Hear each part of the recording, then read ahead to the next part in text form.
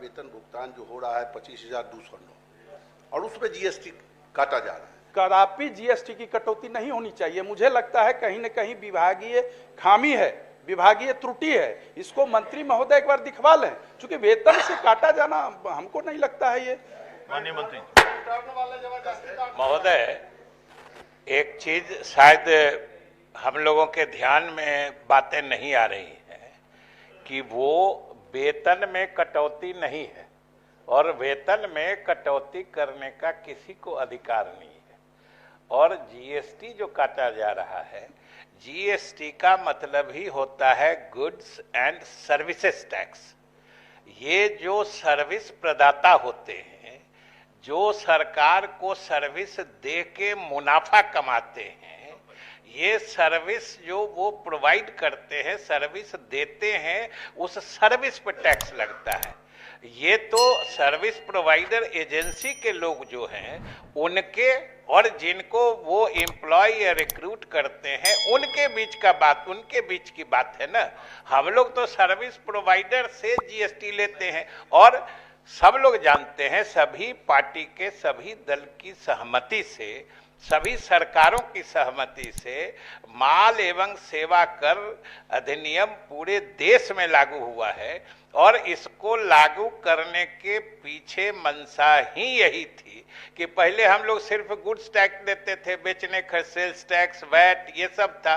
लेकिन सर्विसेज जो सेवा प्रदाता है, आज तो कोचिंग जो सर्विस दे रहे हैं उन पर भी टैक्स लग रहा है। जो बैंक्वेट हॉल्स, मैरिज हॉल्स बनाए गए हैं, वो जो सर्विस दे के मुनाफा कमाते हैं उस पर भी टैक्स लगता है। तो ये सर्विस पर टैक्स लगता है, न कि किसी के वेतन या किसी दूसरे चीज।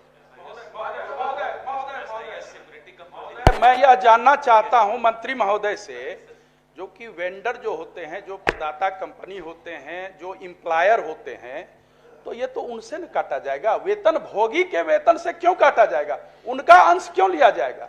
एम्प्लॉय का अंश नहीं काटा जाना चाहिए। प्रश्न तो यही है, एम्प्लॉयर का काटा जाना चाहिए। और मंत्री महोदय के जवाब से यही परिलक्षित हो रहा है, जो कि ये वेंडर को देना है जीएसटी, सही है, वेंडर को देना है प्रदाता कंपनी को, चूंकि यही एग्रीमेंट होता है, एमओयू होता है सरकार से।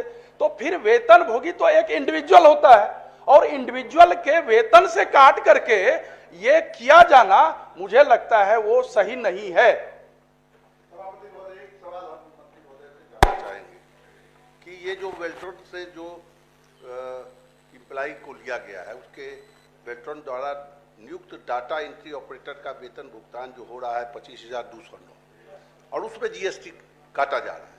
जब सरकार वेल्ट्रॉन से एग्रीमेंट किया होगा तो इस डाटा एंट्री ऑपरेटर का वेतन भी फिक्स किया कि उसको ये आपसे यह लगता है कि प्रोवाइडर से यह जीएसटी कटना चाहिए, न कि एम्प्लॉय से कटना चाहिए, जो बिल्कुल गलत हो रहा है।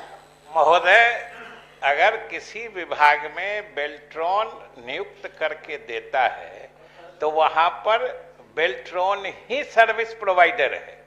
ये समझना चाहिए कि सर्विस ले कौन रहा है, एक्चुअल काम किसका है और आदमी चुन के कौन दे रहा है।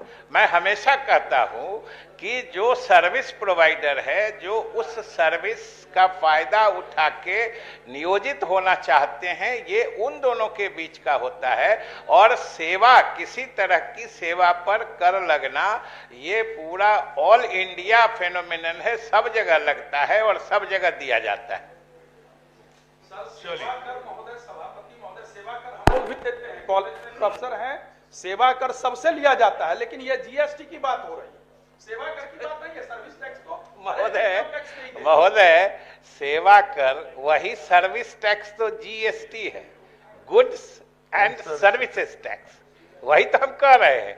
पहले जो अलग अलग तरह के टैक्स लगते थे, जो सेल्स टैक्स था, फिर वो वैट बन गया, वैल्यू एडेड टैक्स बन गया, सर्विस टैक्स था, अलग अलग था, उन सबों को समाहित करते हुए एक जीएसटी बनाया गया है, जिसको वन नेशन वन टैक्स के जो मतलब दायरे में लाया गया है। अब अलग अलग टैक्स नहीं लगता है। महोदय, वो कंपनी पैसे कितने लेती है और जो एम्प्लॉय है उसको देती कितनी है, ये भी तो स्पष्ट होना चाहिए। हो सकता है वो पैसे सर्विस सर्विस प्रदाता जो है वो ज्यादा पैसे ले रही हो और उनको कम दे रही हो, और आंखों में धूल रखने के लिए जीएसटी जो है वो फुल्ली कंप्यूटराइज्ड ऑटोमेटिक सिस्टम में है। कोई कंपनी हो, चाहे कोई निजी कंपनी हो या बेल्ट्रॉन हो, अगर जीएसटी मद में पैसे काटती है तो वो सीधे उसी दिन जीएसटी के खाते में जमा हो जाता है, चाहे सीजीएसटी हो, सेंट्रल जीएसटी हो, एसजीएसटी हो, स्टेट जीएसटी हो या आईजीएसटी हो। और जिस भी खाते में पैसा जाता है, चाहे सेंट्रल जीएसटी में या स्टेट जीएसटी में, दोनों के खाते से पैसा आधा आधा, दोनों जगह जहां भी दीजिएगा, आधा आधा केंद्र सरकार और राज्य सरकार के बीच उनका बंटवारा होता है।